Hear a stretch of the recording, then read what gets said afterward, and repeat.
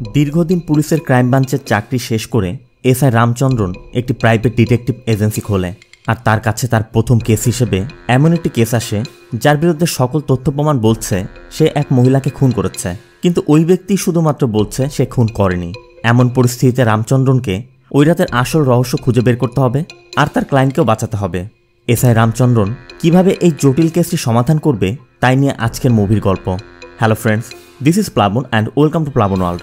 বলছি 2024 সালে মালায়ালাম ভাষায় মুক্তি পাওয়া murder mystery crime thriller movie CID Ramachandran retired এসআইয়ের কথা।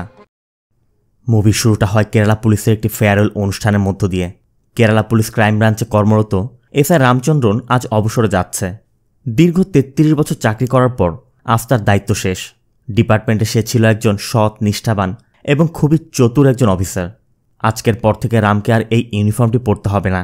এটা রামকে সবথেকে বেশি কষ্ট দিচ্ছে। তারপরও কি করার, তাকে তো যেতেই হবে। অনুষ্ঠান শেষ করে রাম কোয়ার্টারে ফিরে আসে। এখানে আবার আজ তার রিটায়ারমেন্ট পার্টি চলছে। পরিচিত অনেকেই এসেছে। রাম সবার সাথে কথা বলছিল। তখন সানাল নামের রামের এক সোর্স কল করে জানায় যে রাজেশকে তারা খুঁজছে, তাকে সে গীতার বাড়িতে ঢুকতে দেখেছে। এখন আসলে ধরতেও পারবে। রাম বলে, ঠিক আছে, তুমি ওখানেই থাকো, আমি আসছি। সানালের কল কেটেই রাম সিআইকে কল করে এবং তাকে বিষয়টি জানায়। সিআই বলছিল লোকেশন বলো, কিন্তু রাম বলে, স্যার আমি চিনি, আপনি আমার দিক দিয়ে আসুন, একসাথে যাই। সিআই বলে, তুমি তো এখন রিটায়ার্ড। কিন্তু রামের কথা, স্যার আজ রাত 12টা পর্যন্ত আমি ডিউটিতে আছি। সিআই বলে, ঠিক আছে, আমি আসছি। এরপর রাম তার ওয়াইফ বসন্তীকে ডেকে বলে, খবর পেলাম এক আসামি কোথাও লুকিয়ে আছে, আমাকে যেতে হবে। বসন্তী বলছিল, তুমি না রিটায়ার করেছ, আর তোমার জন্যই তো সবাই এসেছে। রাম বোঝায়, দেখো, কাল থেকে আমি আর এই ইউনিফর্ম পরতে পারবো না। হাতে 3 ঘন্টা সময় আছে। শেষ সময় যদি আরও একজন আসামি ধরতে পারি, তুমি এদিকটা ম্যানেজ করে নাও। বলে রাম সিআইয়ের সাথে ওই লোকেশনে চলে যায়। সেখানে থেকে সানালও জানায় ও ওই বাড়িতেই আছে। এই জন্য রামরা গীতার বাড়িতে যায়। গীতা অবশ্য প্রথমে কাউকে ঘরে ঢুকতে দিচ্ছিল না। অবশ্য রামরা এক প্রকার জোরপূর্বক গীতার ঘরে ঢুকে তল্লাশি শুরু করে, কিন্তু কোথাও কাউকে পাওয়া যাচ্ছিল না। রাম তখন সানালকে কল করে, বলে, তুমি কি শিওর? সানাল বলে, স্যার ও যতক্ষণ ঢুকেছে আমি এখান থেকে এক পাও সরিনি, ও ঘরের মধ্যে আছে। এদিকে আবার তল্লাশি করেও পাওয়া যাচ্ছে না। এজন্য রাজেশকে খুঁজতে রাম একটি বুদ্ধি খাটায়। তারা ঘরের মধ্যে শুকনা মরিচ পুড়িয়ে বাইরে এসে অপেক্ষা করছিল। তখনই ঘরের ভিতর থেকে কেউ বারবার হাঁচি দিচ্ছিল। রাম ভিতরে গিয়ে দেখে রাজেশ গীতার কাপড়ের মধ্যে লুকিয়েছিল। এই রাজেশ মূলত কালেক্টরের কার চুরি করেছে। তবে কারের কথা জানতে চাইলে রাজেশ ব্যাপারটি এড়িয়ে যাচ্ছিল। তখনই মাটিতে কারের টায়ারের মার্ক দেখে রাম পাশের লাকড়ির স্তূপ সরাতেই কালেক্টরের কারটি পেয়ে যায়। আর এভাবেই রামের চাকরি জীবনের শেষ দিনটা কাটে। সিন চলে যায় পরবর্তী দিন। রাম থানায় এসেছে আর রামকে দেখে একজন এসআই জানতে চাচ্ছে, স্যার আপনি বাড়িতে কবে যাচ্ছেন? রাম জানতে চায় কেন? সে বলে, আসলে সিআই স্যার বলেছিল আপনি চলে গেলে আপনার কোয়ার্টারটা আমাকে দিবে। তখন রাম বলে, আমি সামনের সপ্তাহে চলে যাব। এর মধ্যে সিআই এসে পড়ে। রাম সিআইয়ের সাথে দেখা করতেও চায়। আর তখনই দেখে রাম যে ডেস্কে বসত সেখানে তার নামটা সরিয়ে সুধীর তার নাম লাগাচ্ছে, আর রামের নামটা ময়লার ঝুড়িতে পড়ে আছে। এই জন্য রাম দেখা মাত্রই তুলে নেয়। আর এটাই বাস্তবতা। আপনি চাকরিতে থাকাকালীন যত যোগ্য বা যত ক্ষমতাধর হন না কেন, চাকরি শেষে সেখানে আপনার কোনো মূল্যই থাকবে না। এরপর রাম তার স্ত্রী বসন্তী এবং মেয়ে আরিয়াকে নিয়ে তাদের গ্রামের বাড়িতে চলে যায়। সিন এর কয়েকদিন পর রাম সকালে নাস্তা করছিল। রামের মেয়ে আরিয়া বলছিল সে যদি ত্রিবান্দামে গিয়ে প্র্যাকটিস করে তাহলে তার জন্য ভালো হবে, মানে আগে তারা যেখানে ছিল। কিন্তু বসন্তী তাকে কিছুতেই যেতে দিবে না। এর জন্য রামও কিছু বলতে পারছে না। আরিয়া মূলত ল প্র্যাকটিস করবে। এর মধ্যে বসন্তীর ভাই আন্নান আসে। আন্নান আবার গ্রামের কমিটির একজন। আন্নান জানতে চাচ্ছিল, রিটায়ার তো করলেন, এখন কি ব্যবসা করবেন, কিছু ভেবেছেন? এখানে আবার রাবার বাগান অনেক, রাবারের ব্যবসাতে লাভও বেশি। এজন্য বসন্তী আর আন্নান রামকে রাবার ব্যবসার কথাই বলছিল। এরপর নাস্তা শেষ করে আন্নান রামকে এক রাবার ব্যবসার কাছে নিয়ে যায়। এর মধ্যে আন্নানের কাছে একটি কল আসে। মূলত আজ মন্দিরের দান বাক্স খোলা হবে। প্রতি বছর দান বাক্সের টাকা চুরি হয়ে যায়। এজন্য গ্রামের মন্দির কমিটির সবার সামনে বাক্স খোলা হবে। তাই সবার উপস্থিতিতে বাক্স খোলা হয়, কিন্তু আবারও টাকা চুরি হয়েছে, যা আছে অল্প কিছু। এটা নিয়ে এক প্রকার হাতাহাতিও বেঁধে যায়। এরপর আন্নান আর রাম ফিরে আসে। তখন রাম জানতে চাচ্ছিল, তোমাদের মন্দির কমিটিতে সভাপতি আছে, সে কি রোজ বক্স খুলে আর বন্ধ করে? আন্নান বলে, হ্যাঁ, কিন্তু তুমি তাকে সন্দেহ করতে পারবে না। গ্রাম পঞ্চায়েতে সে সব থেকে সৎ ব্যক্তি, আবার চাবিও ব্যাংকের লকারে থাকে। এটা শুনে রাম বলে, তাহলে প্রেসিডেন্ট না, প্রেসিডেন্টের কাছের কেউ অথবা কমিটির কেউ। বিশেষ করে সে বাহাতি। রামের তালা দেখি সন্দেহ হয়েছিল। এই জন্য রাম আন্নানকেও ভালো করে দেখায় যে ডানহাতি একজন কিভাবে তালা দেয় আর বাহাতি একজন কিভাবে। এর সাথে রাম এটাও বলে আশেপাশে ব্যাংকে খোঁজ নিয়ে দেখো রিসেন্টলি কেউ কয়েন দিয়ে নোট বানিয়েছে কিনা, আর সে যদি কমিটির সাথে জড়িত থাকে তবে সেই চোর। সিন চলে যায় রাতে। রাম ঘুমিয়েছিল। হঠাৎ এক সোর্স কল করলে রাম বলে আমি এখনই আসছি বলেই রাম ইউনিফর্ম বের করছিল। তখনই বসন্তী উঠে বলে এই লোকটার আমি কি করব? তোমার মনে নেই তুমি রিটায়ার করেছ? মূলত রাম এখনও মেনে নিতে পারছে না সে আর ডিউটিতে নেই। এই জন্য পরবর্তী দিনই রাম শ্রীমান্দাম গিয়ে তার পরিচিত এক লয়ার যোশীর সাথে দেখা করে। যোশীকেও তার বর্তমান অবস্থার কথা জানায়। যোশী বলে এত ইমোশনাল হওয়ার কিছু নেই, তোমাকে এই সমস্যা থেকে মুক্তি পেতে কোনো কাজে এনগেজ থাকতে হবে। কিন্তু রামের কথা এমন কি করব? যোশী বলে তুমি দীর্ঘদিন ক্রাইম ডিপার্টমেন্টে ছিলে, বিভিন্ন কেস সলভ করেছ, এমন কিছু করো যেটা তোমার সাথে যায়। যোশী রামকে একটি প্রাইভেট ডিটেকটিভ এজেন্সি খোলার পরামর্শ দেয় এবং বলে তুমি শুরু করে দাও, ক্লায়েন্ট তোমাকে আমি জোগাড় করে দিব। এরপর রাম বাড়িতে ফিরে গেলে আন্নান কমিটির সদস্যদের নিয়ে রামের সাথে দেখা করতে আসে। তারা জানে রাম তাদের যেভাবে বলেছিল তারা সেভাবে খোঁজ করে জানতে পেরেছে গ্রাম পঞ্চায়েতের নাতি বক্স থেকে টাকা চুরি করত। এই জন্য তারা রামকে সম্মানিতও করে। এতে করে রামের মধ্যে ডিটেকটিভ হওয়ার কনফিডেন্সও বেড়ে যায়। এই জন্য রাম ত্রিবান্দাম গিয়ে একটি অফিস ভাড়া নিয়ে তার প্রাইভেট ডিটেকটিভ এজেন্সি শুরু করে। আরিয়াকেও সে সাথে নিয়ে এসেছে, তবে বসন্তী এখনও বাড়িতে। রামের এজেন্সি খোলা হয়েছে 7 দিন। রাম অফিস বন্ধ করে বাড়িতে ফিরছিল। হঠাৎ যোশী এসে রামকে একটি বারে নিয়ে যায়। রাম বলছিল 1 সপ্তাহ যাবৎ আমি শুধু পুতুলের মতো বসেই আছি, কোনো ক্লায়েন্ট আসেনি, মনে হচ্ছে বাড়িতে ফিরে যেতে হবে। যোশী তাকে বোঝায় এত আপসেট হলে চলবে না, মাত্র শুরু করেছ, সময় তো লাগবেই, সবুর রাখো, সব ঠিক হয়ে যাবে। তাদের কথার মধ্যেই একটি ছেলে তাদের কাছে সোডা চাইতে আসে। তারা দিয়েও দেয়। তবে দেখা যায় এই ছেলেটি মূলত তাদের সাথে কথার বাহানায় তার কার্ড দিতে এসেছে। যোশী বলছিল দেখ একেই বলে মার্কেটিং, কিন্তু রাম একজন রিটায়ার্ড এসআই, সে তো আর কার্ড বিলি করতে পারবে না। যোশী তখন রামের থেকে কার্ড নিয়ে ওয়েটারের কাছে দিয়ে বন্টন করতে বলে দেয়। আর রামকে বলে তোমাকে বলতে ভুলে গিয়েছি, উর্মিলা মার্ডার কেসের আসামি গত সপ্তাহে বেল পেয়েছে, খুনও করেনি, কিন্তু পুলিশ ওর সাথে খুব খারাপ করেছে। পুলিশ আসল খুনিকে ধরতে না পেরে ওকে ফাঁসিয়েছে। এখন এটাই প্রমাণ করতে হবে। রামের কথা পুলিশের কাছে কোনো ক্লিয়ার এভিডেন্স না থাকলে পুলিশ কি আর এমন করবে? যোশী বলে এই কেসে পুলিশ মারাত্মক ভুল করেছে, পুলিশ কাউকে বাঁচাতে চেষ্টা করছে, আমি ওকে তোমার কাছে পাঠিয়ে দেব, বাকিটা ওর কাছ থেকে জেনে নিও। এরপর রাম বাড়িতে ফিরে আসে। রাম বাড়ি ফিরেই ওই উর্মিলা মার্ডার কেসের আসামি জয়রাজের সব ফাইল স্টাডি করছিল। বাইরে তখন মুষলধারে বৃষ্টি পড়ছে। এর মধ্যেই জয়রাজ আসে। রাম বলছিল আমি তোমার ফাইল স্টাডি করছিলাম, সাক্ষীদের স্টেটমেন্ট, পারিপার্শ্বিক সব এভিডেন্স সবই তোমার বিরুদ্ধে।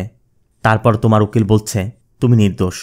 ওই দিন আসলে এক্স্যাক্টলি কী ঘটেছিল আমাকে সত্যিটা খুলে বলো। জয়রাজ বলে স্যার আমি চেনকুলাম গ্রামে বসবাস করি, সেখানের বেশিরভাগ মানুষ মিডল ক্লাস।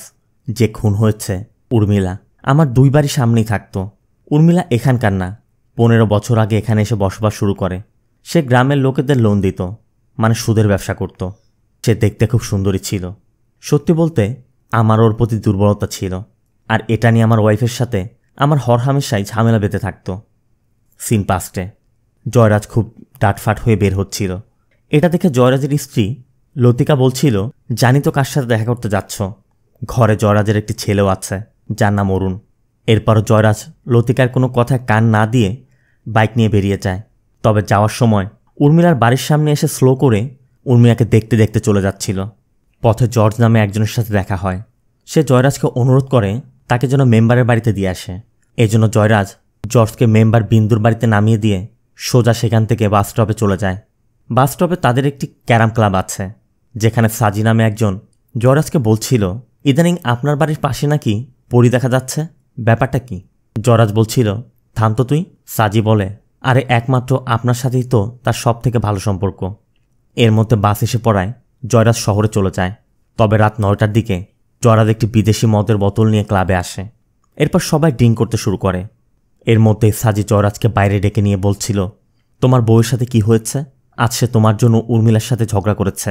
আশেপাশের প্রতিবেশীরা সবাই দাঁড়িয়ে দাঁড়িয়ে দেখছিল। জয়রাজ বলে এই মহিলার না, তারা বাড়ি গিয়ে দেখছি কি করা যায়, বলেই জয়রাজ বেরিয়ে যায়। তখনই শেষ বাসটা এসে দাঁড়ায়। তবে জয়রাজ নিজের বাড়িতে যাওয়ার আগে উর্মিলার বাড়িতে যায়। আর উর্মিলার দরজা খুলতেই জয়রাজ তার ওয়াইফের জন্য তার কাছে ক্ষমা চাচ্ছিল। জয়রাজ বলছিল আমার ওয়াইফের জন্য আমার উপর রাগ করো না। কিন্তু উর্মিলা বলছিল ঠিক আছে, কাল সকালে আসবেন, কথা হবে। জয়রাজ বলে যদি রাগ না করো তাহলে এটা তোমার জন্য। উর্মিলা তখন বলছিল হ্যাঁ, তোমার ওয়াইফ কাল সকালে এসে আবার আমার সাথে ঝগড়া করুক, তুমি যাও। কিন্তু জয়রাজ বারবার মদের বোতলটা দিতেই চাচ্ছে। তখনই উর্মিলার ফোন বেজে ওঠে। উর্মিলা ভিতরে গিয়ে কাউকে বলছিল আচ্ছা করছি। এরপর দরজা লাগাতে এসে দেখে জয়রাজ তখনও দাঁড়িয়ে আছে। তাই জয়রাজের থেকে প্যাকেটটি নিয়ে দরজা বন্ধ করে দেয়। এই জন্য জয়রাজ ফিরে আসে। রাম জানতে চায় উর্মিলার বাড়ি থেকে তোমার বাড়ি আসতে 3 মিনিট সময় লাগে, কিন্তু তুমি বাড়ি ফিরেছিলে রাত 3টায়, উর্মিলার মৃত্যুর 4 ঘন্টা পর। এই সময়টা তুমি কোথায় ছিলে? সিন চলে যায় ওই রাতে। উর্মিলার কাছে পাত্তা না পেয়ে জয়রাজ তার পরকীয়া প্রেমিকা মানে ওই মহিলা মেম্বার বিন্দুকে কল করে। এরপর বিন্দুর বাড়িতে যায়। রাম জানতে চায় বিন্দুর ওখানে কতক্ষণ ছিলে? জয়রাজ বলে আমি ড্রাঙ্ক ছিলাম, তাই একটু ঘুমিয়েও পড়েছিলাম। এখানে দেখা যায় রাত যখন 2:45 তখন বিন্দুর ঘুম ভাঙতেই বিন্দু জয়রাজকে ডেকে দিলে জয়রাজ বাড়িতে ফিরে গিয়েছিল। রাম জানতে চায় উর্মিলার মৃত্যুর খবর তুমি কখন পেয়েছিলে? জয়রাজ বলে পরদিন আমি আর উর্মিলাকে দেখতে পাইনি। পরদিন জানতে পারি রাবার বাগানে কাজ করা রাজু একটি পরিত্যক্ত কুয়ায় পড়ে মারা গেছে। ও অনেক গরিব ছিল, তা আমাদের ক্লাবের সব সদস্য মিলে ওর সৎকারের ব্যবস্থা করেছিলাম। সারা রাত আমরা ওখানেই থাকি। সিনের পরদিন পুলিশ এসে জয়রাজের কাছে জানতে চায় পরশু রাতে তুমি উর্মিলার বাড়িতে গিয়েছিলে? জয়রাজ হ্যাঁ বলা মাত্রই পুলিশ জয়রাজকে ধরে নিয়ে যায়। রাম বলছিল তুমি না বললে যে উর্মিলা যখন খুন হয় তখন তুমি বিন্দুর বাড়িতে ছিলে? কই, পুলিশ রিপোর্টে তো এমন কিছু নেই। জয়রাজ বলে আমি পুলিশকে বলেছিলাম, কিন্তু পুলিশ যখন বিন্দুকে জিজ্ঞাসাবাদ করে তখন বিন্দু সব অস্বীকার করে এবং বলে দেয় আমার সাথে ওর এমন কোনো সম্পর্কই নেই। এই সব কিছু শোনার পর রাম বলে দেখো জয়রাজ, ওই রাতে তুমি যদি খুন না করো তাহলে অন্য কেউ নিশ্চয় করেছে। তাই তুমি যদি তাকে ধরে আইনের হাতে দিতে পারো তবেই তুমি নিজেকে নির্দোষ প্রমাণিত করতে পারবে। জয়রাজ বলে দেখুন স্যার, আমি কখনো নিজেকে একজন ভালো বাবা, ভালো স্বামী বা একজন ভালো মানুষ দাবি করি না, কিন্তু আমাকে যে অপবাদ দেয়া হচ্ছে সে অপরাধ আমি করিনি। আমি ঠিকমতো ঘুমাতে পারছি না, কষ্ট করে যে বাড়ি আমি বানিয়েছি সেই বাড়িতেও যেতে পারছি না। আমি অন্তত একদিন আমার বাড়িতে শান্তিতে ঘুমাতে চাই, দয়া করে আমাকে হেল্প করুন, আমি আর কিছুই চাই না। বলেই জয়রাজ কাঁদতে কাঁদতে চলে যায়। আর এর পরদিনই রাম কাজে নেমে পড়ে। রাম প্রথমে বিন্দুর বাড়িতে যায়, কিন্তু বিন্দু বলছিল আমি যা বলার পুলিশকে বলে দিয়েছি, নতুন করে বলার কিছু নেই। রাম বলছিল ভেবে দেখুন না, যদি কিছু মিস হয়ে থাকে, মানুষ মাত্রই তো ভুল হয় তাই না? বিন্দুর কথা আমার কোনো ভুল হয়নি, আপনি এবার আসতে পারেন। ঠিক তখনই পার্টির কিছু লোক আসে, আর পার্টির লোকদের দেখে রাম একটু চালাকি করে। রাম বলে যেমনটা জয়রাজ বলছে, জয়রাজ আপনার জন্য অনলাইনে কিছু মালামাল অর্ডার করেছিল, এই তার প্রমাণ। আপনার ঠিকানায় মোট ৭৮,০০০ টাকার উপহার এসেছে। এমনকি যে শাড়িটা আপনি পরে আছেন সেটাও জয়রাজেরই দেয়া। তারপরও যদি আপনি বলেন যে আপনি কিছু জানেন না, তবে আমি বাইরে পার্টি মেম্বারদের জিজ্ঞাসাবাদ করি, নয়তো জয়রাজের স্ত্রীকে জিজ্ঞাসাবাদ করি। এটা বলতেই বিন্দু পার্টির লোকদেরকে বিদায় করে দেয় এবং রামকে বলে আপনি যা বলছেন সব সত্যি। জয়রাজ আর আমার কয়েক বছর যাবে সম্পর্ক। যে রাতে উর্মিলা মারা যায় জয়রাজ আমার সাথেই ছিল। রাত 3টায়ও বের হয়েছিল। লোকলজ্জার ভয়ে আর আমার স্বামীর ভয়ে আমি বলতে পারিনি। রাম বলে আপনি যদি আগে এটা বলতেন জয়রাজ এতদিন জেলে থাকতো না। বিন্দু এরপর অনুরোধ করে এগুলোর যেন কেউ জানতে না পারে। রাম শুধু বলে যায় আমি শুধু জয়রাজকে নির্দোষ প্রমাণ করতে চাই, আর কিছুই না। এরপর রাম জয়রাজের বাড়িতে যায়। লতিকার কাছে উর্মিলার সম্পর্কে জানতে চাইলে লতিকা বলে ওর তো চরিত্রই খারাপ, নয়তো স্বামীকে ছেড়ে এমন জায়গায় এসে বসবাস করবে। ওর খারাপ চরিত্রের জন্যই তো ওর মেয়েটা এক ড্রাইভারের সাথে পালিয়ে গিয়েছে।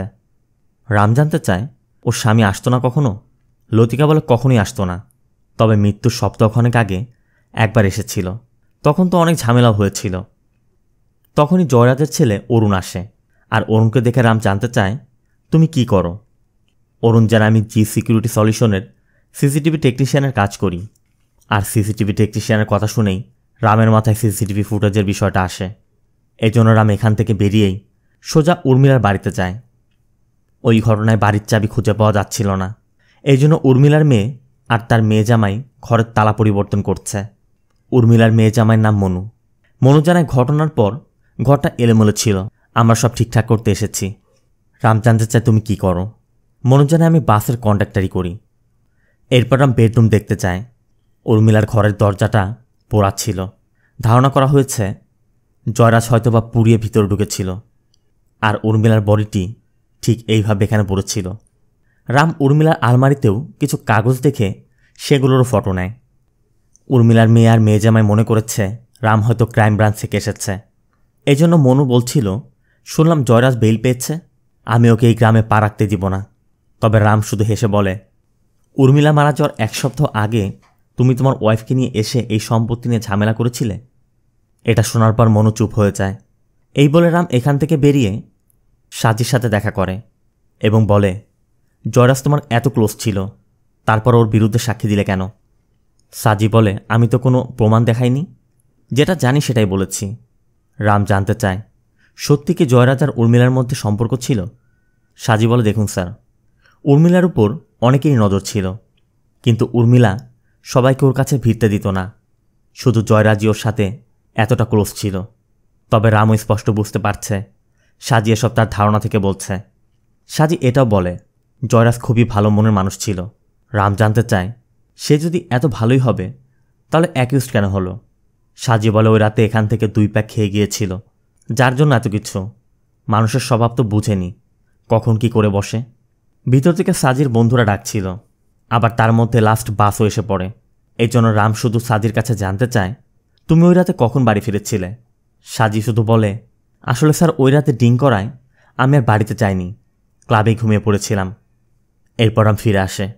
রাম পরবর্তী দিনই এএসআই থমাসের সাথে দেখা করে, যে ওই সময় এই কেসটি হ্যান্ডেল করেছিল।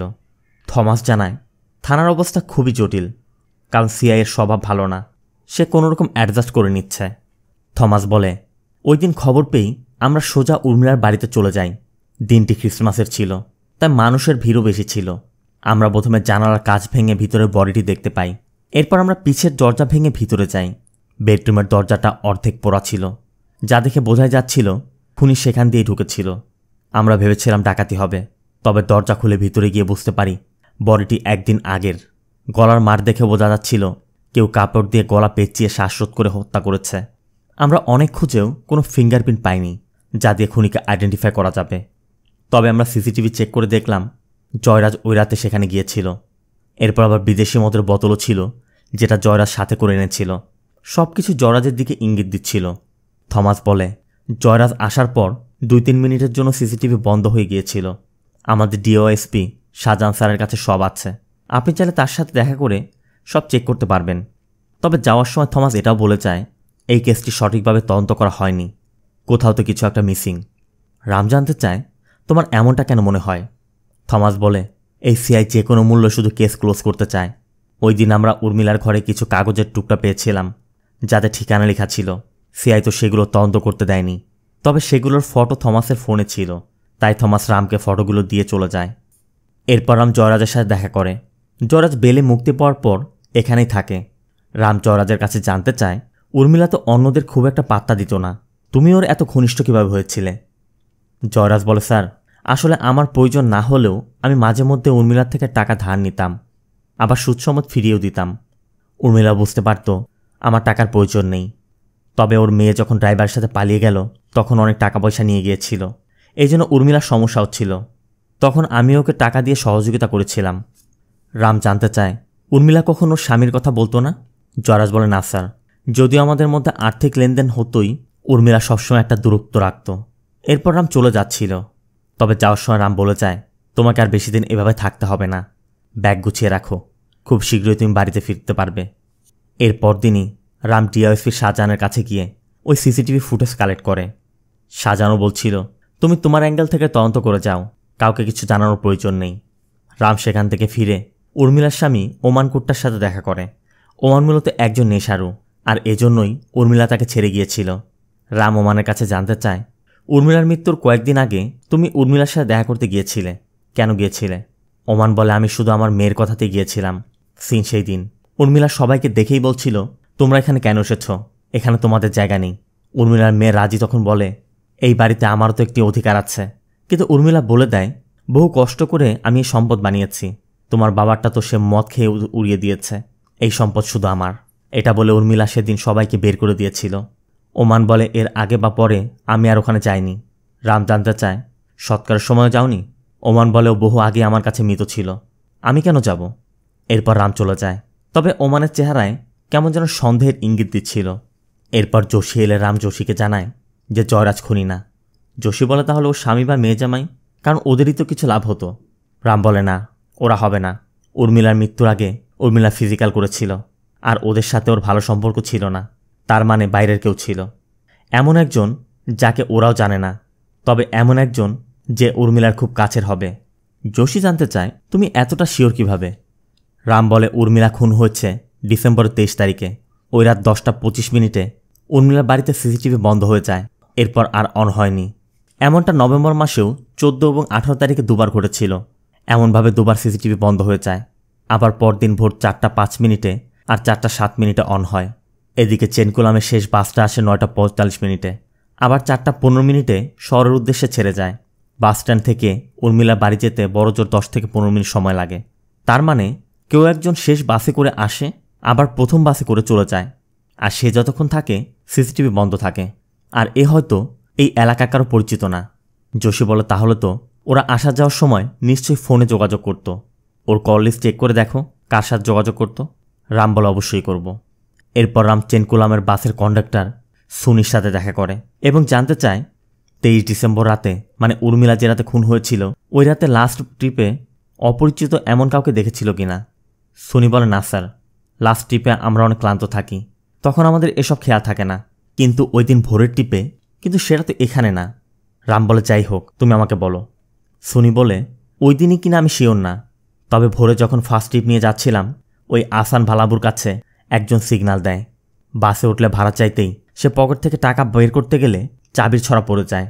তাকে দেখে মনে হচ্ছিল সে কাদার মধ্যে পড়েছিল। আমি তাকে টিকিট দিয়ে যখনই সামনে যাচ্ছিলাম তখনই কাঁচ ভাঙার শব্দ পাই। আমরা বাস থামিয়ে ভালো করে চেকও করি, কিন্তু কোনো গ্লাসই ভাঙেনি। তবে বাসের সবাই উদ্বিগ্ন থাকলেও ওই লোকটার মধ্যে তেমন কোনো প্রতিক্রিয়া ছিল না। রাম জানতে চায় কোথায় ঘটেছিল এটা। সুনি বলে, আসান ভালাবু থেকে 5 মিনিটের দূরত্ব হবে। রাম জানতে চায়, তাকে চিনতে পারবে? সুনি বলে, স্যার, কাপড় দিয়ে মুখ ঢাকা ছিল, ভালো করে দেখিনি, তবে মধ্যবয়স্ক হবে। এরপর রাম সেই আসান ভালাবুতে গিয়ে আশেপাশে দেখতে থাকে। রাম খেয়াল করে এখানে কোনো রাস্তা নেই, তাহলে যে উঠেছিল সে কোথা থেকে আসছিল। এর মধ্যে বাস এসে পড়ে।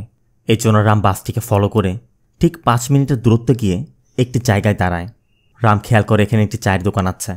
এই জন্য রাম তথ্য নিতে ওই চায়ের দোকানে যায়, আর সেখানে গিয়ে দেখে দোকানের কাঁচটি ভাঙা। কারণ জানতে চাইলে একজন জানায়, মাস 2 আগের কথা, এক রাতে এক চলন্ত বাস থেকে কে যেন একটা কিছু ছুঁড়ে ফেলেছিল, তবে দোকানি সেটা রেখেও দিয়েছে। দোকানি রামকে সেটা বের করে দেয়, আর রামও দেখতে পায় এটা তো চাবির ছড়া। এই জন্য রাম দ্রুত উর্মিলার বাড়িতে যায় এবং উর্মিলার মেয়ের রাজির থেকে পুরাতন তালা নিয়ে ওই তালা খোলার চেষ্টা করে। এরপর দেখা যায় এটাই মূলত উর্মিলার বাড়ির হারিয়ে যাওয়া চাবি। এই জন্য রাম পরবর্তী দিন আবারও সেখানে যায়। কিছুক্ষণ দাঁড়িয়ে থেকে বাস চলে যেতেই রাম ফিরে যাচ্ছিল। তখনই রাম খেয়াল করে এক ব্যক্তি ঘাস নিয়ে উঠে আসছে।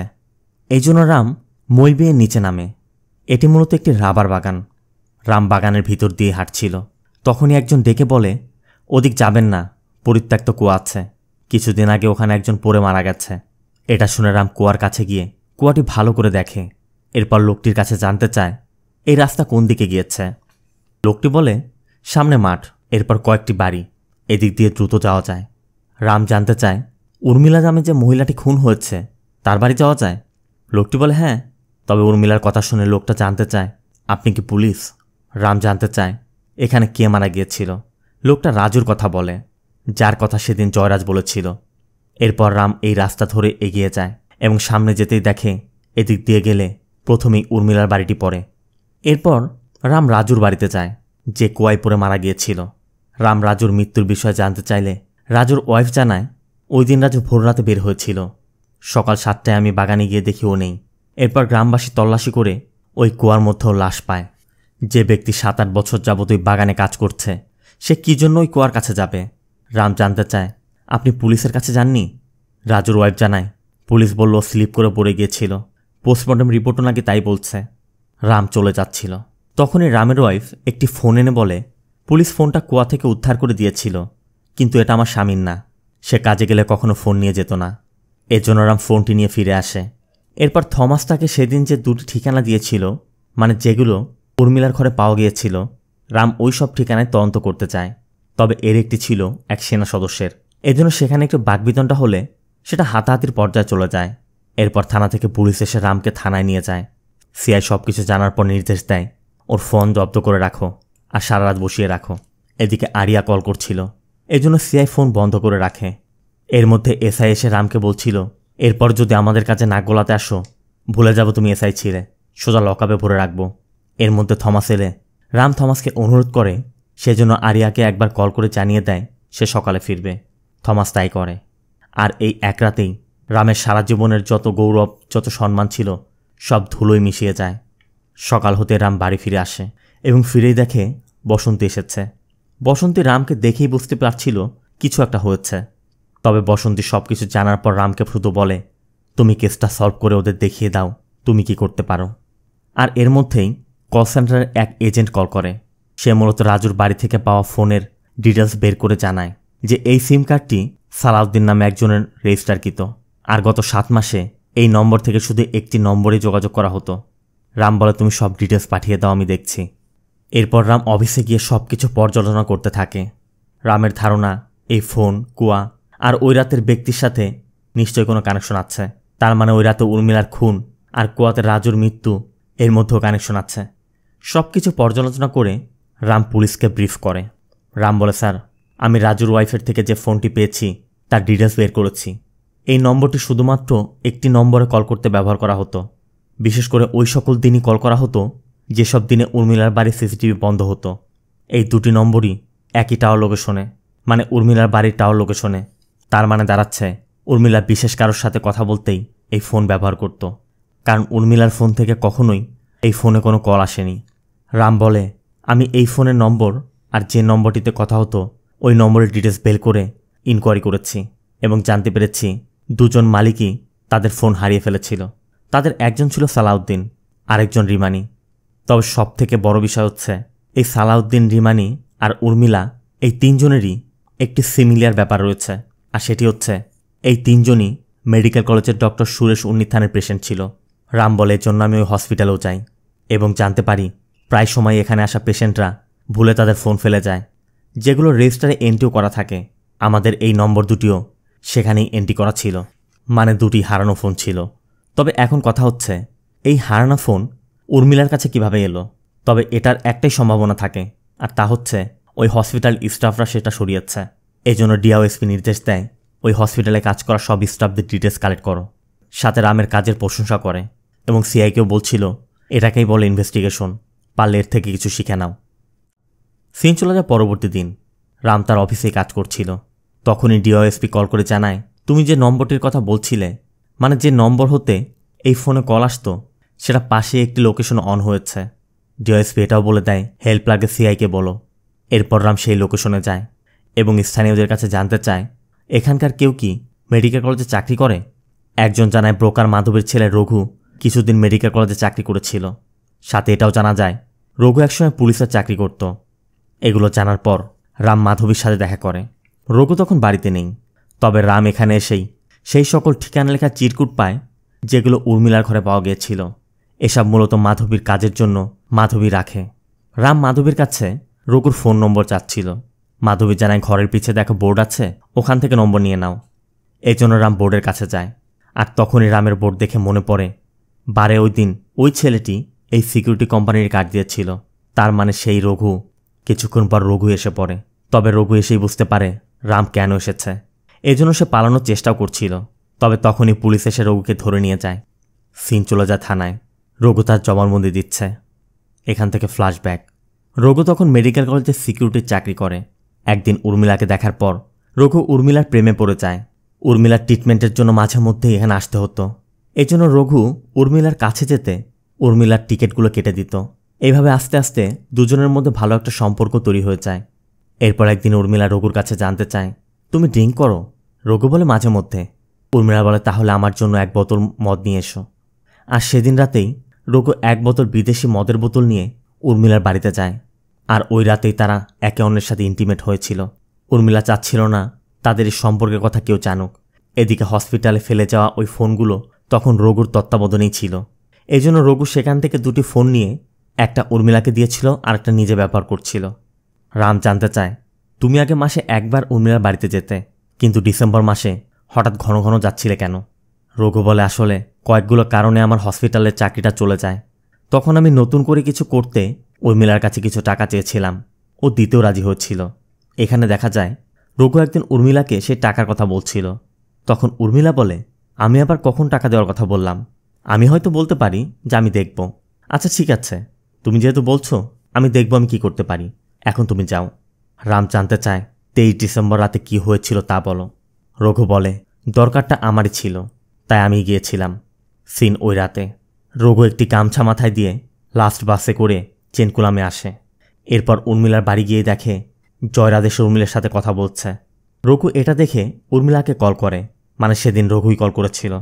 এরপর সিসিটিভি অফ করতে বলে, মানে এভাবেই আসার আগে রঘু কল করত আর উর্মিলা সিসিটিভি বন্ধ করত। এরপর রাতের বেলা সুমনগলা নামে একজন উর্মিলাকে কল করে। মূলত সুমনগলাকে উর্মিলার টাকা দেওয়ার কথা। উর্মিলা বলছিল, টাকা রেডি আছে, তুমি সকালে এসে নিয়ে যেও। এদিকে টাকার কথা শুনে রঘু ও উর্মিলাকে বলছিল, তুমি না টাকার কথা বলেছিলে, আজ দিবে? তখন উর্মিলা লকার থেকে 10,000 টাকা বের করে রঘুকে দেয়। রঘু দেখে লকার তখনও অনেক টাকা। রঘু বলছিল, আমার নতুন ব্যবসাটা শুরু করতে আমার 3.5 লাখ টাকা দরকার, 10,000 টাকা দিয়ে কি করব? কিন্তু উর্মিলা হেসে বলে, টাকা কি এতই সহজ? বললেই হলো, আমার কাছে এত টাকা নেই, আমার ঘুম পাচ্ছে, তুমি এবার যেতে পারো। উর্মিলার কথাটা রঘুর আর পছন্দ হয়নি। এদিকে রঘুর টাকার দরকার, তাই রঘু সিদ্ধান্ত নেয় যে কোনো মূল্যে তার টাকা চাই। এই জন্য রঘু তার গামছা দিয়ে উর্মিলার গলা পেঁচিয়ে উর্মিলাকে শ্বাসরোধ করে হত্যা করে। এরপর উর্মিলার লকার থেকে টাকা নিয়ে রঘু রাতের খাবার খাচ্ছিল। এদিকে দরজা খোলা থাকায় বারবার উর্মিলার দিকে নজর যাচ্ছিল।